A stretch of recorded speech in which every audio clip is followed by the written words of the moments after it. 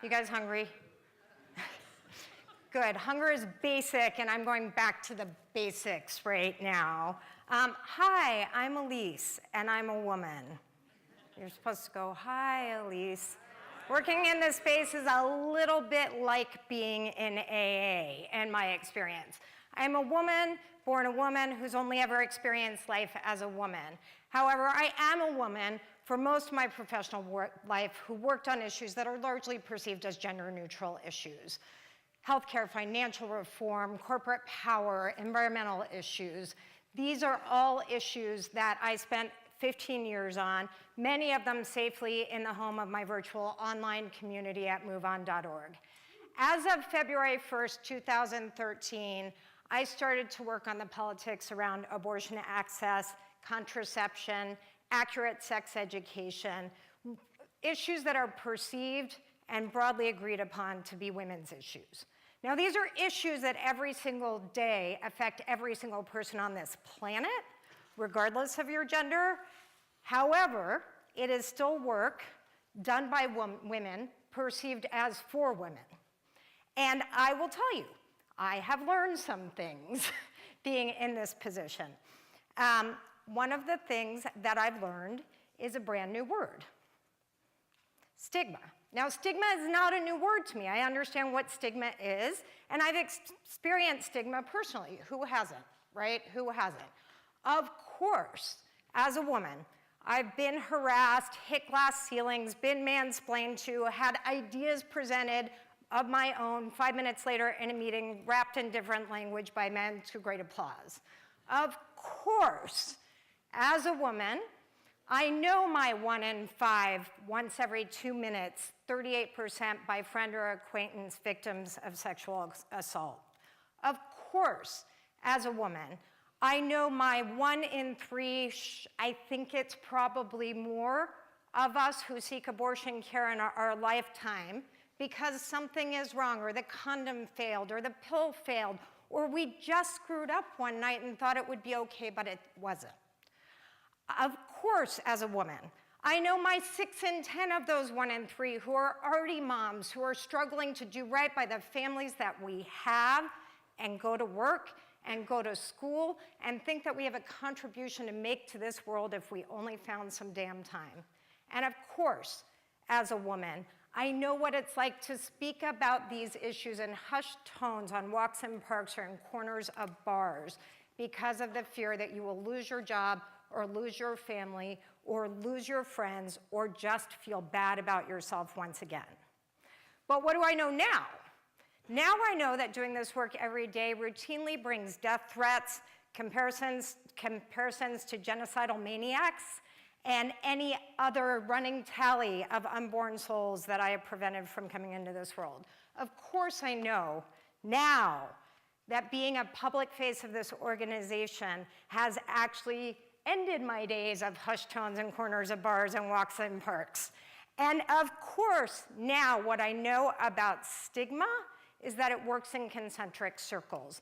And the inner circle is the one that lives inside of us, that houses the tiny judge that does society's work for it. Stigma is powerful, it's real, and it's intentional. It does not stop at the pearly gates of the internet. The University of Maryland did a study not that long ago that showed that they put fake accounts online, right? And the ones with, many of them, and the ones with male names got an average of 3.7 sexually explicit or harassing messages a day. The ones with female names, 100 sexually explicit or harassing messages a day. Similarly, Working to Halt Abuse Online found that thousands of reports of abuse online, 72.5% of them are women. This is not a news story. It's also not what my talk today is about. My talk today is about what happens when you bring the virtual commons to that inner concentric circle of stigma. Who's seen this hashtag? Who tweeted under this hashtag, right? Yes, all women, because the media will mourn the lives of ruined high school football players, but not the girls they assaulted. This was not new. There was one that predated it 2 years ago that started in the UK after an article in The Guardian talked about street harassment, and all of the comments said, "I don't believe you. I don't believe that women are harassed on the street."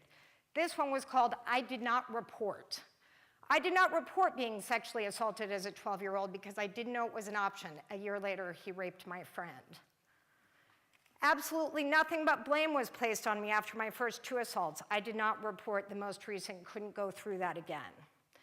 The woman who started this hashtag said 2 things in response to it. I started to retweet them so they would know that they were not alone, and I couldn't keep up.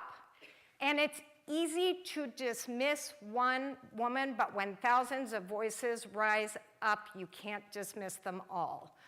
So when Yes All Women, oh, that's another one, sorry. I love this one because it said, it made me think, you're never too young to start to teach kids about this.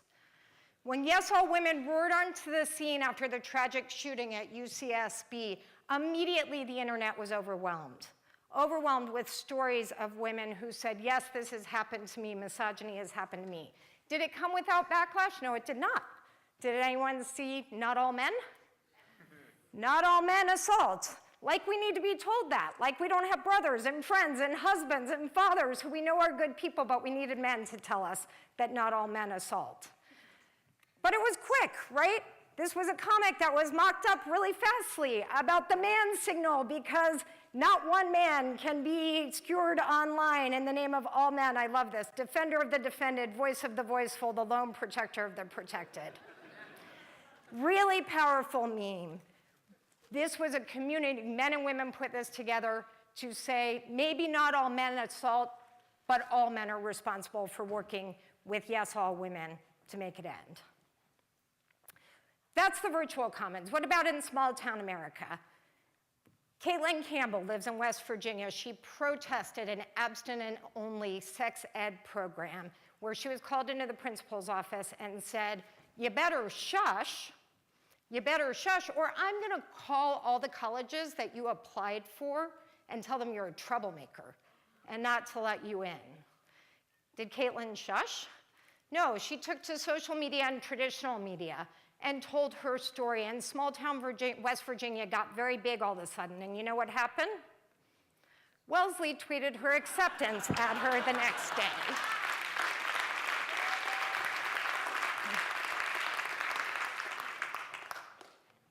And Gawker decided to say that this failed miserably. I would be remiss not to give a shout out to the many, many feminist blogs that sprung up when we realized traditional media were not going to give our stories a voice. Jezebel, RH Reality Check, Feministing, they're all a part of an ecosystem that makes sure stories like Caitlin Campbell's get out. And Lindsay Stockton, who when she was told to go home she couldn't wear shorts on a very hot day, put up these pictures all over her school. Don't humiliate her because she's wearing shorts. It's hot outside. Instead of shaming girls for their bodies, teach boys that girls are not sexual objects. The signs were down in 15 minutes. The bad press, due to the internet and social media, lasted for weeks on the school who changed their policies. What about abortion? Abortion is the third rail of political and civic discourse, despite the fact that 1 in 3 women access abortion care in our lifetime, despite the fact that 7 in 10 Americans support legal access to abortion. Enter Emily Letts.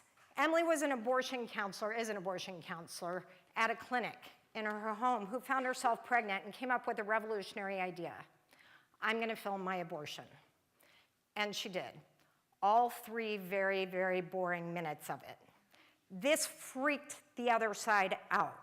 They have thrived on depictions of a medical procedure that's so gruesome and horrific, you have to avert your eyes. They watch for you because you can't watch.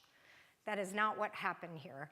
Emily put her story online, and yes, she got death threats, but she told me the other night she got thousands more thank yous from women, and this video has now had 2 million views on YouTube. Stigma cannot live in the light. Exposure is its kryptonite. These are story change. What about structural change? We're not just in this for personal stories. Anyone remember when Twitter changed its policies and said, oh, you're being harassed on Twitter? Guess what we're gonna do? We're gonna make it so you can't see the people harassing you, but they can still see you. Someone online likened this to saying a home security system is putting a blindfold around you inside your house so you can't see who's entering it. Twitter sphere, women on Twitter went up in arms. And within hours, the structure was changed. And now harassers on Twitter no longer get to view the feeds or interact with the people that they were harassing. And in the issues that I work on, early this year, when Texas overnight was forced to close more than a dozen abortion clinics and women were facing the loss of appointments for medical procedures they needed terribly the next day, we worked with Lady Parts Justice and New York Abortion Access Funds to put on the first online internet telethon to raise money to get these women to clinics out of state. It raised over $70,000 in 3 hours online and spawned tons and tons of support for these women and for keeping clinics open. That's real change. So, what's Stigma Jiu-jitsu? First, #Harmony. Find your people online, you are not alone. Second, broadcast the bullies, call their behavior for what it is, but that's not enough. Then what we do is sequester them and swarm. I love the uprising around not all men, calling the people out and surrounding them with real information. 4, shift structures, change Twitter policies, build our own media. And 5, sense significance of scale. This one is really important to me. I didn't know that I wanted to come here and do this talk. I come from the PDF world where everything is all about what's new, what's the new gizmo, what's the new startup, what's the new this, what's the new that. I now live in a world where the tools we take for granted are just now starting to bring power to millions and millions and millions of people who need it. Scale is important. Save the internet saves. From my new vantage point, I see every day the internet saving individual women and smashing stigma around women living our lives. Save the internet saves. Thank you very much.